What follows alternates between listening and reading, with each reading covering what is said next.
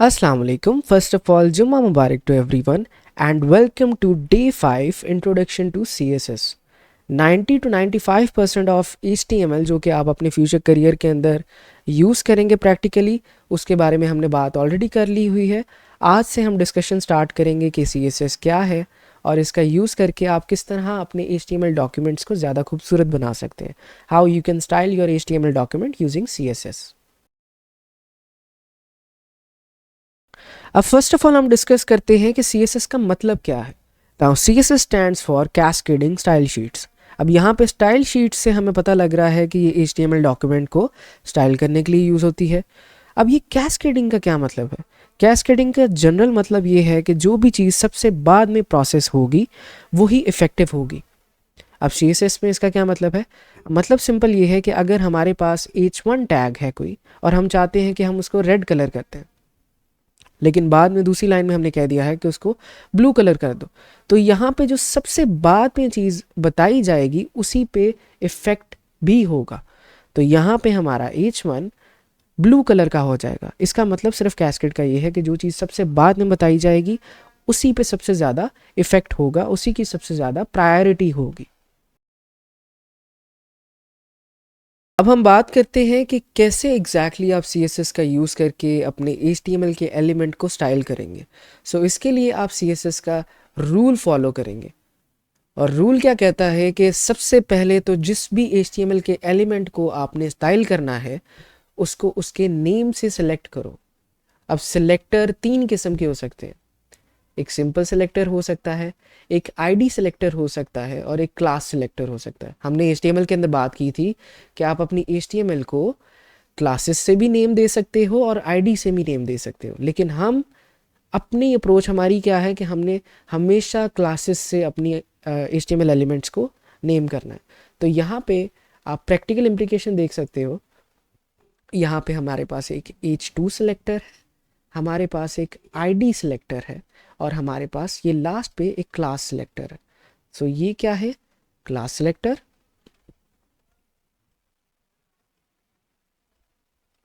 यहाँ पे हमारे पास एक आईडी सिलेक्टर है और यहाँ पे हमारे पास एक सिंपल सिलेक्टर है। हम यहाँ पे क्या कह रहे हैं? हम कह रहे हैं कि जितने भी मेरे डॉक्यूमेंट के अंदर H2 हैं, जितने भी हैं उनको सिलेक्ट कर लो। जितने भी आईडीज़ हैं मेरे डॉक्यूमेंट पे जिनका नाम हेडिंग है वो सिलेक्ट कर लो, और जितनी भी मेरी डॉक्यूमेंट के अंदर क्लासेस हैं जिनका नाम हेडिंग है वो सिलेक्ट कर लो। ओके, हमने सबसे पहली बात तो कौन सी अप्रोच यूज़ करनी है? हमने हमेशा ये लास्ट वाली अप्रोच यूज़ करनी है। ना हम ये वाली अप्रोच यूज़ करेंगे, ना ही हम ये वाली अप्रोच यूज़ करेंगे। अब देखते हैं कि नेक्स्ट क्या कहता है। CSS रूल क्या कहता है कि सबसे पहले जिस भी एलिमेंट को आपने स्टाइल करना है उसको सिलेक्ट करो उसके नाम से। तो हमने हेडिंग को सिलेक्ट कर लिया, ठीक है। उसके बाद क्या करना है? आपने करली ब्रेसेस को ओपन करना है। हमने यहाँ पे करली ब्रेसेस को भी ओपन कर लिया। फिर हमने CSS की प्रॉपर्टी लिखनी है जो भी हमने अपने उस HTML के एलिमेंट पे अप्लाई करनी है। अब यहाँ पे कलर हमारी वो CSS की प्रॉपर्टी, हम चाहते हैं कि हमारी जो हेडिंग है उसका कलर चेंज कर दिया जाए या उस पर कोई कलर अप्लाई किया जाए। उसके बाद हमने उस प्रॉपर्टी की कुछ वैल्यू देनी है। हम यहाँ पे क्या कह रहे हैं? एक्वा हमारी वैल्यू है।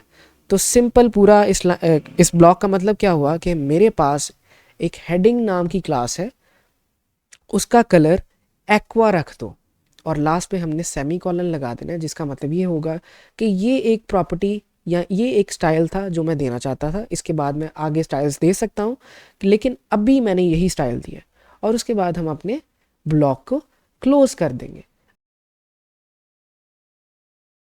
अब यहाँ पे हमारे पास एक सिंपल HTML डॉक्यूमेंट है जहाँ पे हमारे पास दो डिव्स हैं। दोनों को हमने नाम दिया है box1 का और box2 का।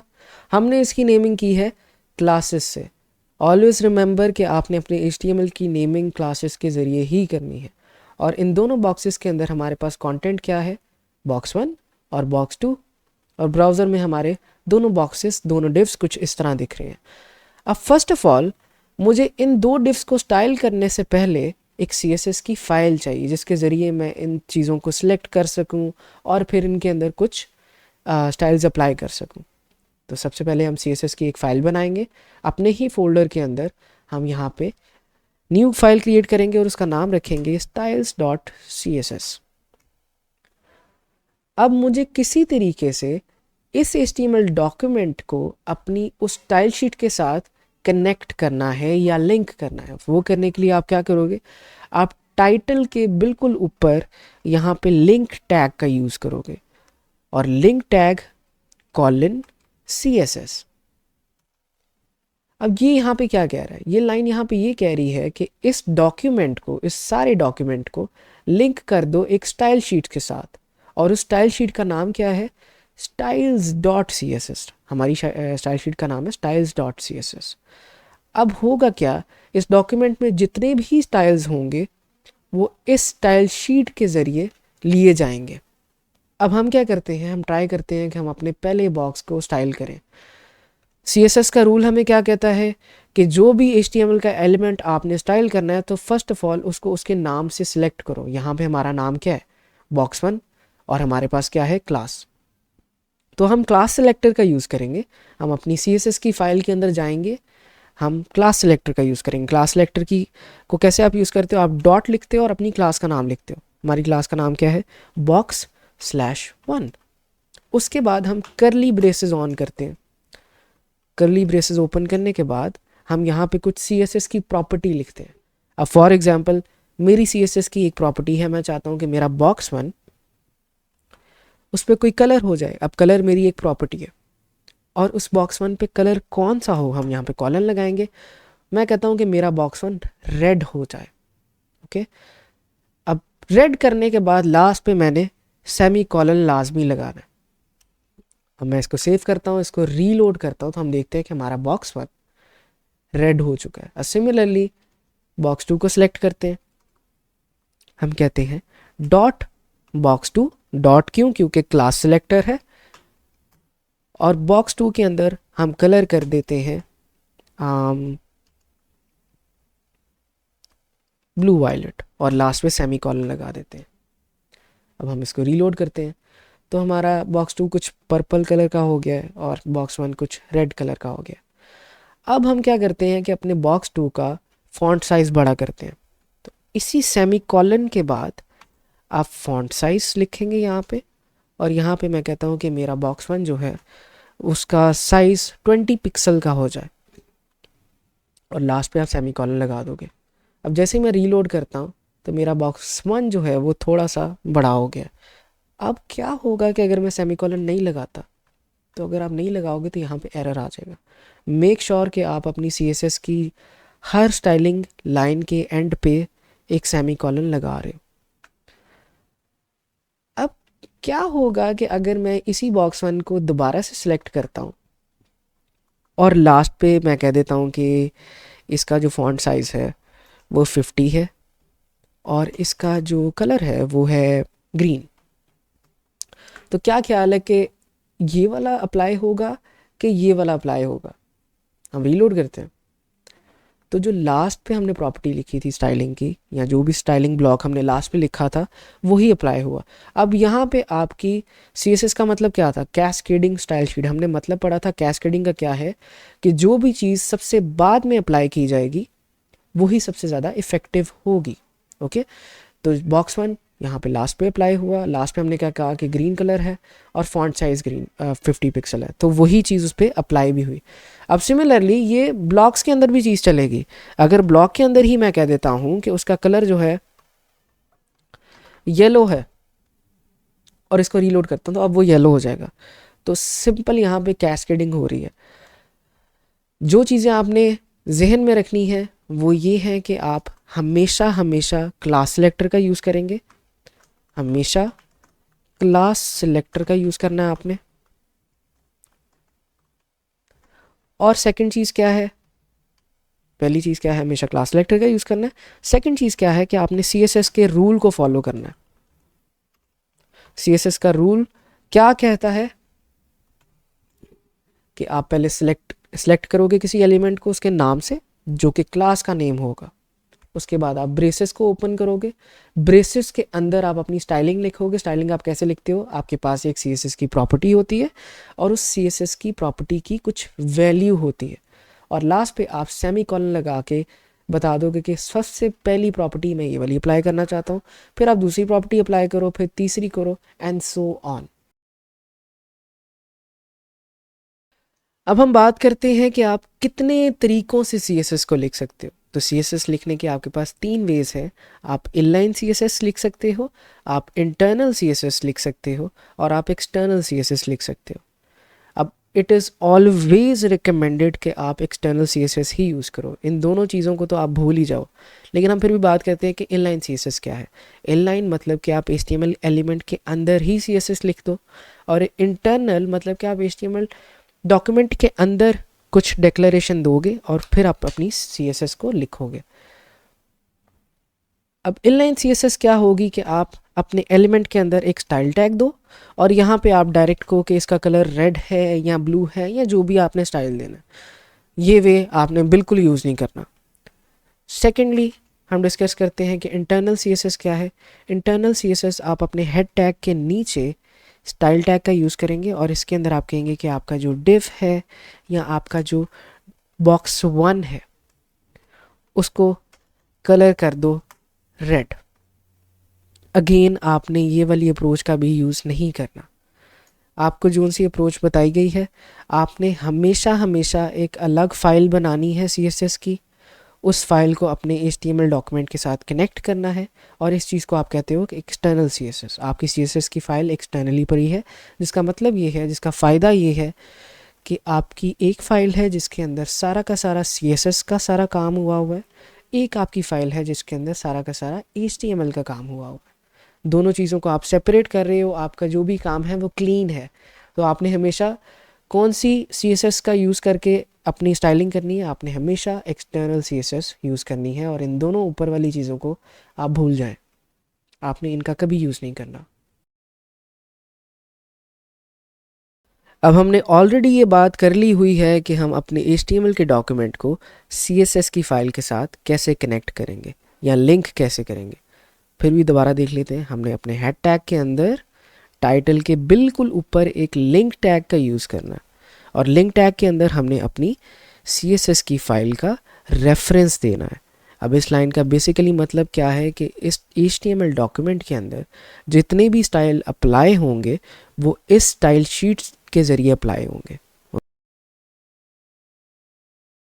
अब हम डिस्कस करेंगे उन कॉमन CSS प्रॉपर्टीज़ के बारे में जो प्रैक्टिकली आप डेली यूज़ करने वाले हैं। अब अगर आप वैसे बात करते हो तो CSS की 350 से भी ज़्यादा प्रॉपर्टीज़ हैं, लेकिन टू बी ऑनेस्ट आपको वो मेमोराइज़ करने की ज़रूरत नहीं है। मोस्ट ऑफ द प्रॉपर्टीज़ हैं जिनका आप यूज़ करेंगे ही नहीं, और कुछ ऐसी कॉमन प्रॉपर्टीज़ हैं जो कि आप डेली बेसिस पे यूज़ करेंगे। अब वो कुछ कॉमन प्रॉपर्टीज़ जो कि आपने डेली बेसिस पे यूज़ करनी है वो मैंने यहाँ पे लिखी हैं, उनको कैटेगराइज भी किया गया। आज हम बात करेंगे इन 3 कैटेगरीज़ का। हम देखेंगे कि बॉक्स मॉडल क्या है और उसके ऊपर आप किस तरह की प्रॉपर्टीज़ अप्लाई कर सकते हैं। हम देखेंगे कि टाइपोग्राफी की क्या प्रॉपर्टीज़ है, और हम देखेंगे कि बैकग्राउंड कलर्स की या बैकग्राउंड इमेजेस की प्रॉपर्टीज़ का आप कैसे यूज़ कर सकते हैं। अब हम बात करते हैं कि CSS बॉक्स मॉडल क्या है, और इसकी प्रॉपर्टीज़ को हम अपने HTML एलिमेंट पे कैसे अप्लाई करके उसकी स्टाइलिंग कर सकते हैं। अब बॉक्स मॉडल कहता है कि आपका कोई भी HTML अगर एलिमेंट है, बेशक वो div हो, बेशक वो पैराग्राफ हो, बेशक वो हेडिंग हो, हर एक HTML एलिमेंट आपका एक बॉक्स है, और उस बॉक्स के अंदर कुछ कंटेंट है, राइट। तो हमने यहाँ पे 2 बॉक्सेस क्रिएट कर लिए हैं जो कि HTML एलिमेंट को रिप्रेजेंट कर रहे हैं, और हमारे पास उसके अंदर कुछ कंटेंट है। दूसरी चीज़ बॉक्स मॉडल क्या कहता है कि कंटेंट का कुछ एरिया है। सो हमारा हर एक HTML एलिमेंट एक बॉक्स है जिसके अंदर कंटेंट है, और उस कंटेंट का कुछ एरिया है। फिर बॉक्स मॉडल कहता है कि क्योंकि हमारा HTML एलिमेंट कोई बॉक्स है तो उस बॉक्स की कुछ हाइट होगी और कुछ विड्थ होगी। अब इस हाइट को और विड्थ को आप चेंज कर सकते हो विड्थ और हाइट की प्रॉपर्टी के साथ। सिमिलरली बॉक्स मॉडल कहता है कि इस कंटेंट एरिया के इर्द गिर्द जो स्पेस है बॉक्स के अंदर ही जो कंटेंट एरिया के इर्द गिर्द स्पेस है, अगर आप ये चेंज करना चाहते हो तो आप पैडिंग का यूज़ करोगे।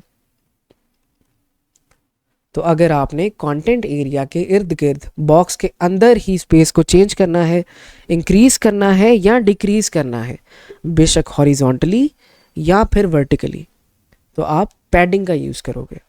सिमिलरली बॉक्स मॉडल कहता है कि अगर आपके पास दो बॉक्सेस हैं, you have two boxes, box 1 and box 2, अगर आप चाहते हैं कि इनके दरमियान में स्पेस ज़्यादा हो जाए, बेशक वर्टिकली या हॉरिजॉन्टली, तो आप मार्जिन का यूज़ करोगे। ओके फिर बॉक्स मॉडल कहता है क्योंकि हर एक HTML एलिमेंट एक बॉक्स है, तो आपके हर बॉक्स पे आप बॉर्डर्स भी ऐड कर सकते हो। ओके अब हम प्रैक्टिकली ये सारी प्रॉपर्टीज़ देखते हैं कि आप VS कोड के अंदर या अपने कोड के अंदर, CSS के कोड के अंदर इन सारी प्रॉपर्टीज़ को कैसे अप्लाई कर सकते हो। अब हमारे पास दो बॉक्सेस हैं, ब्राउज़र पे ये कुछ इस तरह दिख रहे हैं। फर्स्ट ऑफ ऑल हम CSS के ज़रिए इसको सिलेक्ट करते हैं और इस पर बॉर्डर्स अप्लाई करते हैं, जो कि बॉक्स मॉडल की एक प्रॉपर्टी है। तो बॉक्स 1 और बॉक्स 2 को हमने किससे सेलेक्ट करना है, हमने क्लास सेलेक्टर से सिलेक्ट करना है। तो हम कहेंगे बॉक्स 1, बॉक्स 2। अब CSS की कौन सी प्रॉपर्टी हम यूज़ कर रहे हैं, हम बॉक्स मॉडल की प्रॉपर्टी यूज़ कर रहे हैं, और वो प्रॉपर्टी क्या है, बॉर्डर। हम कह रहे हैं कि हमारे बॉक्स 1 को सॉलिड स्टाइल का बॉर्डर दो, उसका साइज़ 3 पिक्सल होना चाहिए और रेड कलर होना चाहिए। सिमिलरली हम कह रहे हैं कि हमारे बॉक्स 2 को एक बॉर्डर दो जिसका जो कलर है वो ब्लैक हो।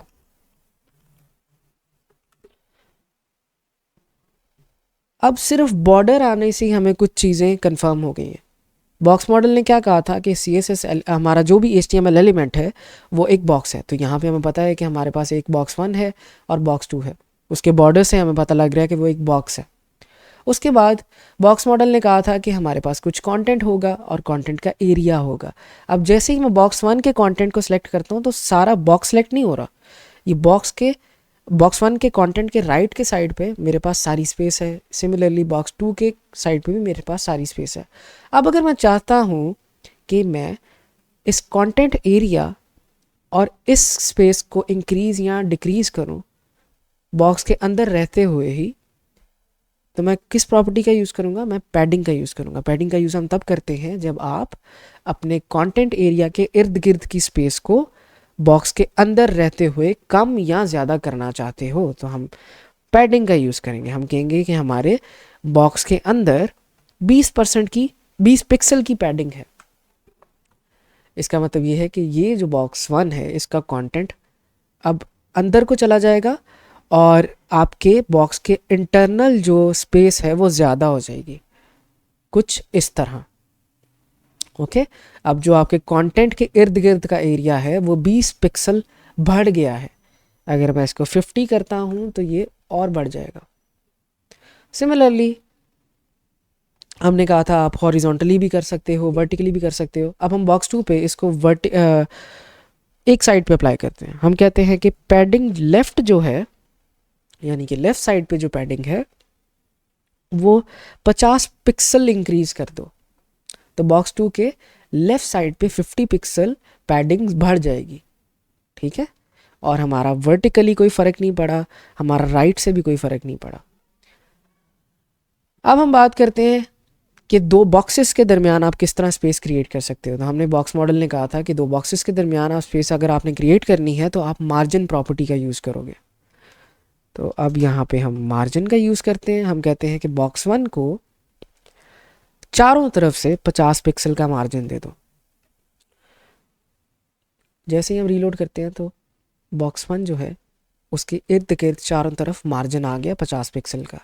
बॉक्स 2 को हम कहते हैं कि सिर्फ मार्जिन हमें चाहिए टॉप से, तो हम कहेंगे मार्जिन टॉप 100 पिक्सल या 20 पिक्सल कह देते हैं, 100 बहुत ज़्यादा हो जाएगा। अब क्या होगा, बॉक्स 2 जो है क्योंकि टॉप पे मार्जिन आ रहा है तो बॉक्स 2 हमारा नीचे को चला जाएगा। जैसे इसको सेव करके मैं रीलोड करता हूँ और एक सेकेंड इसको 50 करते हैं अगर, तो क्या ये नीचे जाएगा, नहीं जाएगा। अब यहाँ पे मानने वाले जो समझने वाली चीज़ क्या है, देखो बॉक्स 1 पे ऑलरेडी 50 पिक्सल का मार्जिन चारों तरफ है। अगर मैं आपको यहाँ पे दिखाऊं, अगर मैं बॉक्स 1 को सिलेक्ट करता हूँ, बॉक्स 1 पे चारों साइड से 50 पिक्सल का फ़र्क है। ठीक है, हम दो बॉक्सेस के दरमियान में फ़र्क पैदा करना चाह रहे हैं। इसका मतलब ये है कि अगर मुझे बॉक्स 2 को और नीचे धकेलना है तो मुझे 50 से ज़्यादा की वैल्यू अप्लाई करनी पड़ेगी। अगर मैं 50 पिक्सल ही अप्लाई करूँगा तो यहाँ पे हमारा बॉक्स 2 नीचे नहीं जाएगा, क्योंकि बॉक्स 2 के ऊपर ऑलरेडी 50 पिक्सल की मार्जिन पड़ी हुई है, राइट। अगर मैं अब 60 करूँगा तो ये सिर्फ 10 पिक्सल ही नीचे जाएगा, लेकिन थियोरेटिकली स्पीकिंग वो दूसरे बॉक्स से 60 पिक्सल ही नीचे है। ठीक है, अब ये थोड़ा सा नीचे चला गया। इसी तरीके से हम अगर 100 पिक्सल की बात करते हैं तो ये और नीचे चला जाएगा, राइट। अब अगर हम बॉक्स 1 को देखेंगे, बॉक्स 1 का जो मार्जिन है वो 50 ही है, लेकिन अगर हम बॉक्स 2 का मार्जिन देखते हैं तो वो 100 है। यहाँ पे आपको शो भी हो रहा है। अगर आपने अपने दोनों बॉक्सेस को ब्राउज़र के अंदर चेक करना है ज़्यादा डिटेल्स के साथ, तो आपने राइट क्लिक करना है ब्राउज़र पे, इंस्पेक्ट के अंदर जाना है, और यहाँ पे आप इस एरो एलिमेंट से अपने बॉक्सेस को या किसी भी HTML के एलिमेंट को सिलेक्ट कर सकते हो।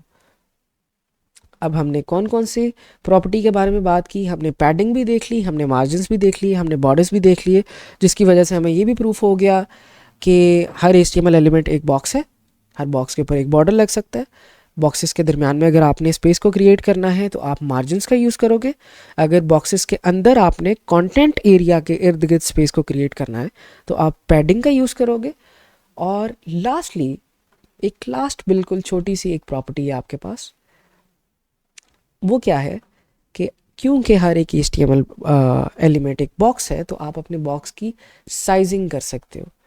अब इस चीज़ को आप बेस्ट प्रैक्टिस मान के चलें। आपने जब भी कोई प्रोजेक्ट बनाना है, आपने ट्राई करना है कि आप ये ज़रूर लिखें। आपने सबसे टॉप पे अपने CSS की शीट पे स्टार का साइन लिखना है। स्टार का मतलब है कि मेरे जितने भी HTML डॉक्यूमेंट के अंदर एलिमेंट्स हैं, सबके सब एलिमेंट्स को सिलेक्ट करो। H1 डिव पैराग्राफ सारे एलिमेंट्स को सिलेक्ट करो और उनके ऊपर आपने एक प्रॉपर्टी अप्लाई करनी है जिसका नाम है बॉक्स साइजिंग, और आपने इसकी वैल्यू सेट कर देनी है बॉर्डर बॉक्स के इक्वल।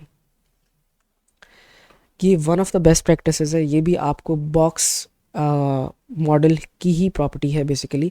और इस प्रॉपर्टी का मतलब सिर्फ ये है कि अगर किसी बॉक्स के ऊपर कोई डिफ़ॉल्ट पहले से स्पेसेस हैं, मार्जिन्स हैं, तो वो नहीं होंगी। जिस तरह आप अगर हेडिंग का यूज़ करते हो ना, तो हेडिंग के अंदर पहले से ही डिफ़ॉल्ट कुछ स्पेसेस होती हैं, कुछ मार्जिन्स होती हैं। हम नहीं चाहते कि हमारे HTML एलिमेंट में कुछ भी हो। हम चाहते हैं कि CSS से हम सारा कुछ उसको कस्टमली डिज़ाइन करें। अब नेक्स्ट हम डिस्कस करते हैं टाइपोग्राफी का। टाइपोग्राफी का क्या मतलब है? जो भी चीज़ें आपने लिखी हैं उसकी स्टाइलिंग करना, यानी कि जो आपके बॉक्स का कंटेंट है, बॉक्स मॉडल में आते हैं, ये जो आपका कंटेंट है, जो आपकी लिखी हुई चीज़ होगी ब्राउज़र के अंदर, उसके ऊपर आप सारे टाइपोग्राफी के स्टाइल्स को अप्लाई करोगे। अब आपके पास कलर है, फॉन्ट साइज़ है, फॉन्ट वेट है, फॉन्ट फैमिली है, टेक्स्ट अलाइन है, लाइन हाइट है, लेटर स्पेसिंग है, टेक्स्ट डेकोरेशन है, टेक्स्ट ट्रांसफॉर्म है, वाइट स्पेस है। अब हम इसमें से कुछ अप्लाई करते हैं और कुछ आप लोग एज अ होमवर्क भी अप्लाई करेंगे ऑब्वियसली। बॉक्स 1 के अंदर हमारे पास कंटेंट है हमारा बॉक्स 1। मैं कहता हूँ कि मेरा बॉक्स 1 का जो टेक्स्ट है उसका कलर एक्वा हो जाए। एक्वा करके अगर मैं रीलोड करता हूँ तो हमारे बॉक्स का कलर चेंज हो गया। सिमिलरली मैं कहता हूँ कि जो हमारे बॉक्स के कंटेंट का फॉन्ट साइज़ है वो इंक्रीज़ हो जाए, तो मैं फॉन्ट साइज़ सेलेक्ट करूँगा और यहाँ पे मैं कहूँगा कि मेरे फॉन्ट साइज़ को 50 पिक्सल कर दो। अगर मैं रीलोड करता हूँ तो मेरे बॉक्स का फॉन्ट साइज़ जो है वो बिल्कुल बहुत बड़ा हो गया। अब मैं कहता हूँ कि मेरा जो बॉक्स है, बॉक्स 1 जो टेक्स्ट है, कंटेंट है जो, वो बिल्कुल सेंटर में आ जाए बॉक्स के, यानी कि यहाँ और यहाँ पे जो फासला है वो बिल्कुल ख़त्म हो जाए।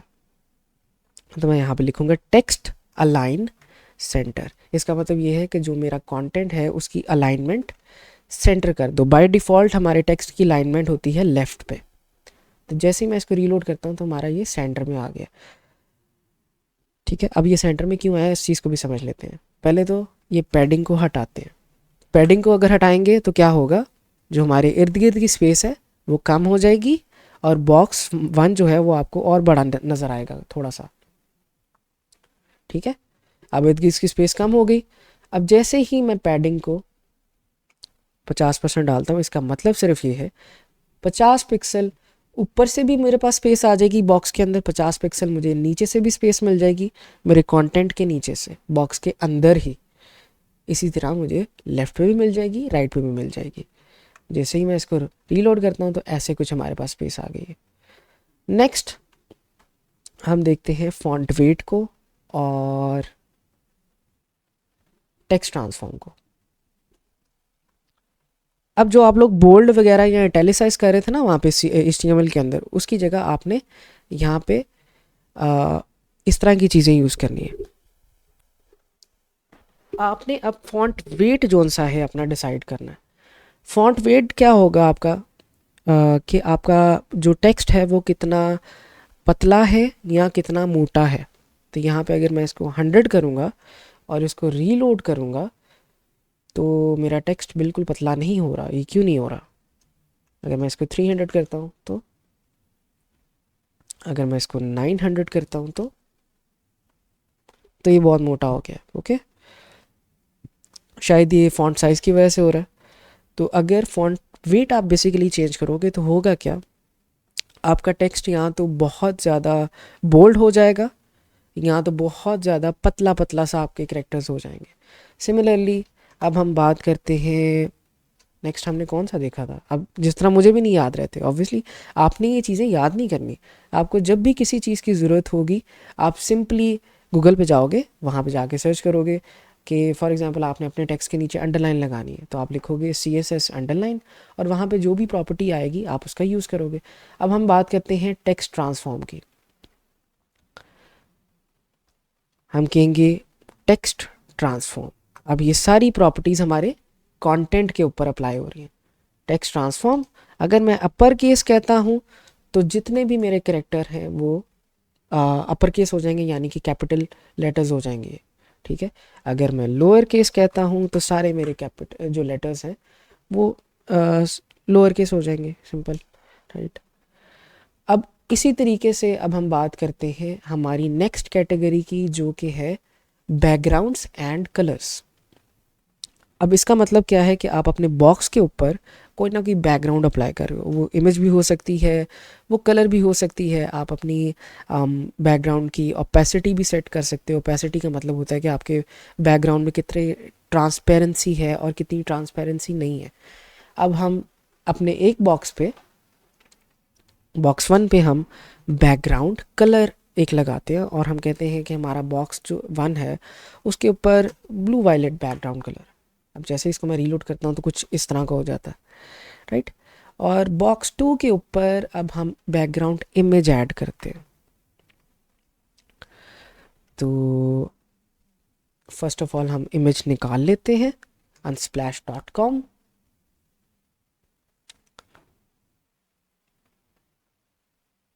unsplash.com। अब यहाँ पे हमारे पास कुछ इमेजेस हैं। इस इमेज की मैं एड्रेस को कॉपी कर रहा हूँ और बॉक्स 2 के अंदर आके मैं लिख रहा हूँ, फर्स्ट ऑफ ऑल यहाँ पे मुझे सेमीकोलन लगाना पड़ेगा। यहाँ पे मैं लिख रहा हूँ बैकग्राउंड इमेज और मैं यहाँ पे URL लिख रहा हूँ। URL क्यों? क्योंकि मैंने बाहर से एक्सपोर्ट करनी है इमेज। यहाँ पे मैं लिखूँगा अपनी इमेज का जो भी मेरा लिंक है। जैसे ही मैं इसको रीलोड करता हूँ तो यहाँ पे नीचे हमारे पास कुछ इमेज आ रही है बॉक्स 2 के अंदर, जो कि हमें नज़र नहीं आ रही लेकिन उसके बैकग्राउंड में वो इमेज आ गई है। अब इस इमेज को अगर मैंने और बड़ा करना है तो बेसिकली मैं अपने बॉक्स की साइज़ को बड़ा करूँगा। तो मेरे बॉक्स की जो हाइट होगी उसको इंक्रीज़ करते हैं। हम कहते हैं कि हमारे बॉक्स की हाइट है 500 पिक्सल और हमारे बॉक्स की जो विथ है विथ इतनी ही रख देते हैं। और जैसे ही हम इसको देखते हैं तो इसको कुछ इस तरह से नज़र आ रहा है, राइट। अब हम कहते हैं कि हमारा जो टेक्स्ट अलाइन है वो सेंटर कर लेते हैं। हमारा बॉक्स 2 जो है वो सेंटर में आ गया है। बॉक्स 2 का जो कलर है उसको हम एलिस वाइट कह देते हैं ताकि हमें नज़र तो आए। अब इस इमेज के साथ आप और क्या कर सकते हो, आप कह सकते हो बैकग्राउंड पोजीशन सेंटर कि जो इमेज आपका आ रहा है ना उसकी सिर्फ सेंटर से जो तस्वीर है वो लो और वो बैकग्राउंड पर सिलेक्ट कर दो। ठीक है, तो हम ये वाला इमेज एक बार दोबारा से देखते हैं। unsplash.com, अगर ये वाला इमेज दोबारा से निकलेगा तो हमारे पास जो सेंटर पे लोकेशन बन रही है वो है येलो और ये ग्रीन वाली बिल्डिंग। सो सिमिलरली येलो और ग्रीन वाली बिल्डिंग यहाँ पे आ गई है। ठीक है, सिमिलरली अब हम लास्ट पे कह सकते हैं कि बैकग्राउंड रिपीट। बैकग्राउंड रिपीट का मतलब ये है कि ये जो इमेज है आपकी ये छोटी हो जाएगी और बार बार बॉक्स के बैकग्राउंड में रिपीट होगी। तो रिपीट, बैकग्राउंड रिपीट, रिपीट। अब जैसे ही इसको रीलोड करते हैं इसकी सेंटर वाली पोजीशन को हमें निकालना पड़ेगा। तो ये बार बार रिपीट तो कर रहा है, लेकिन इशू अब यहाँ पे ये है कि हमारे पास हमारे बॉक्स का जो साइज़ है वो इमेज के लिहाज से छोटा है। तो यहाँ पे हम क्या कर सकते हैं, यहाँ पे हम कोई छोटी सी इमेज को पकड़ सकते हैं अगर हमें मिल जाए। इसको कॉपी करते हैं और यहाँ पे अप्लाई करते हैं।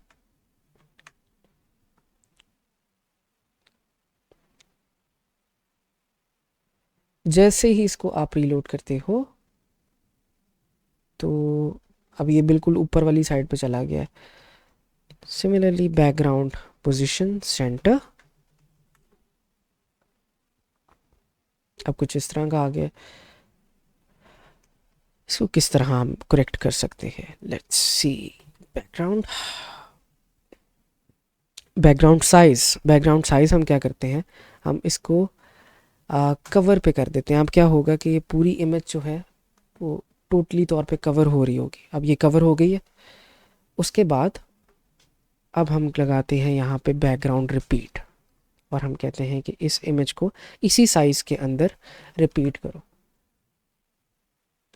Still it is not repeating. Okay, तो हम क्या करते हैं कि जो कवर है इसके साइज को हम, कितनी विड्थ है हमारे बॉक्स की, 200 पिक्सल से तो ज़्यादा ही है ना। तो अब ये रिपीट हो रही है इमेज बार बार। ओके,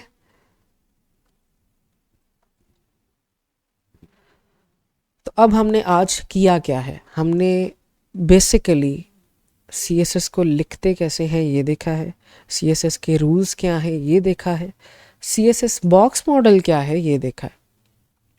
बॉक्स मॉडल सबसे इम्पॉर्टेंट चीज़ है जो आपने देखनी है। बॉक्स मॉडल का अब देखें, अच्छा अगर आप सोचो अगर मैं पैडिंग अप्लाई करता हूँ तो क्या मेरी इमेज पे कोई डिफरेंस पड़ेगा, क्या इमेज की लेफ़्ट साइड से स्पेस ज़्यादा हो जाएगी, नहीं। पैडिंग का सिर्फ मकसद है आपके कंटेंट के एरिया के इर्द गिर्द की स्पेस से। अगर मैं इसको ख़त्म कर देता हूँ, हमने अलाइन सेंटर किया होगा तो ये बॉक्स 2 बिल्कुल सेंटर में आ जाएगा। अभी इसको बिल्कुल सेंटर में ले आते हैं, राइट, तो ये सेंटर में आ गया। अब अगर मैं पैडिंग टॉप लिखता हूँ यहाँ पे तो कंटेंट के ऊपर का जो स्पेस होगा वो ज़्यादा हो जाएगा, 50 पिक्सल। इसके ऊपर का स्पेस ज़्यादा हो गया और हमारा बॉक्स 2 नीचे आ गया। क्या मेरी इमेज पे कोई डिफरेंस पड़ा, नहीं पड़ा। ओके, अब आई थिंक कि आपको काफ़ी हद तक CSS की समझ आ गई होगी। ये वीडियो काफ़ी लंबी हो गई है और आपको जो असाइनमेंट मिलेगी आप उसको अच्छे तरीके से करेंगे। आपने जो रूल्स को फॉलो करना है वो क्या है कि आपने हमेशा क्लास सेलेक्टर का यूज़ करना है, आपने CSS रूल्स को फॉलो करना है। CSS रूल क्या है कि आप अपने HTML सेलेक्टर का यूज़ करके आपने HTML एलिमेंट्स को सिलेक्ट करोगे, उसके अंदर कोई प्रॉपर्टी लिखोगे, प्रॉपर्टी की वैल्यू लिखोगे। सेमी कॉलन्स का आपने लास्ट पे लाजमी यूज़ करना है। जब भी कोई भी अगर आप प्रोजेक्ट बना रहे हो तो आपने ट्राई करना है कि यूनिवर्सल सेलेक्टर का यूज़ करके अपनी बॉक्स साइजिंग को बॉर्डर बॉक्स कर लो। और आप एक और चीज़ लाजमी करिएगा, एटलीस्ट मैं करता हूँ, अपने बॉडी एलिमेंट को मैं सिलेक्ट करके हमेशा उसकी पैडिंग को भी ज़ीरो कर देता हूँ और उसके मार्जिन्स को भी ज़ीरो कर देता हूँ।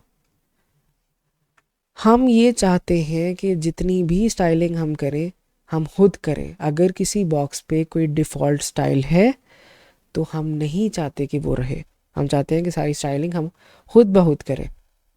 ओके, लास्टली मैं सिर्फ एक लास्ट चीज़ के बारे में डिस्कशन करना चाहूँगा कि आपके पेरेंट्स एलिमेंट का जो स्टाइल होगा वो आपके चिल्ड्रन एलिमेंट पे इफ़ेक्ट कर सकता है।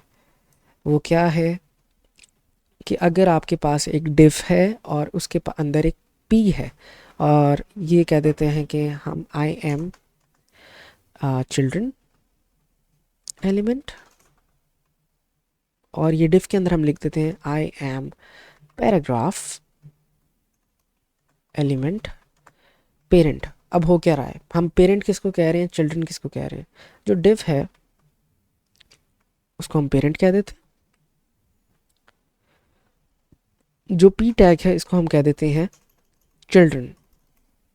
अब पी टैग डिव का क्यों चिल्ड्रन है? क्योंकि ये डिव के अंदर है। ठीक है, डिव के अंदर जितने भी एलिमेंट्स होंगे वो उसके चिल्ड्रन एलिमेंट्स हैं। अब जो भी स्टाइलिंग मैं अपने पेरेंट पे अप्लाई करता हूँ ना, खास तौर पे टाइपोग्राफी वाली स्टाइलिंग, ठीक है, टाइपोग्राफी वाली स्टाइलिंग कौन सी है? जो कंटेंट पे अप्लाई होगी। वो वाली स्टाइलिंग अगर मैं अप्लाई करता हूँ तो चिल्ड्रन पे भी इफ़ेक्ट करेगी। किस तरह? हम यहाँ पे अपना पेरेंट एलिमेंट जो है उसको सिलेक्ट करते हैं क्लास सेलेक्टर से। अब मैं कहता हूँ कि मेरे डिव के ऊपर जो कलर है उसको रेड कर दो। तो अगर देखें वाज़े तौर पे तो सिर्फ इस चीज़ को रेड होना चाहिए, लेकिन उसका बच्चे का जो टेक्स्ट है यानी कि उसके चिल्ड्रन का जो टेक्स्ट है, पी का टेक्स्ट, वो भी रेड हो जाएगा। अब आप इसको रीलोड करो और नीचे आके देखो तो आपके पेरेंट का भी टेक्स्ट रेड हो गया है, आपके चिल्ड्रन का भी टेक्स्ट रेड हो गया। सिमिलरली अगर हम कहते हैं font size, I think font size भी इस पर वर्क करेगा, 20 पिक्सल, तो इन दोनों का फॉन्ट साइज़ भी चेंज हो गया। अब इसके अंदर अगर टेक्स्ट ट्रांसफॉर्म कहते हैं अपर केस, तो मैं सिर्फ पेरेंट पे ये चीज़ें अप्लाई कर रहा हूँ, लेकिन चिल्ड्रन पे ऑटोमेटिकली अप्लाई होती जा रही हैं। तो ये चीज़ भी आपने जहन में रखनी है। आई होप कि आपको CSS की क्लास के अंदर कुछ ना कुछ समझ आया होगा, एंड आई होप कि जो भी असाइनमेंट आपको मिलेगी उसको आप अच्छे तरीके से करेंगे। अल्लाह हाफिज़।